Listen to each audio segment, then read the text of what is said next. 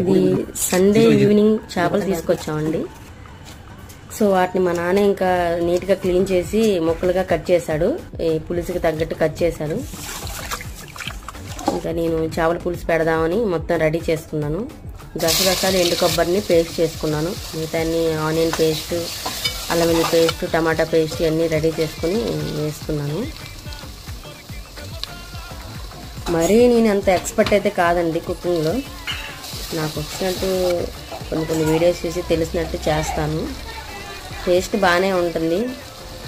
మా ఇంట్లో వాళ్ళు అయితే ఒక ముక్క కూడా మిగలకుండా శుభ్రంగా తింటారు. లాస్ట్లో వేసే డైలాగ్ ఎలా ఉంటుందంటే కారం సరిపోలేదు, ఉప్పు సరిపోలేదు అని చెప్తారు. కానీ తినడానికైతే శుభ్రంగా మొత్తం అయితే తింటారు.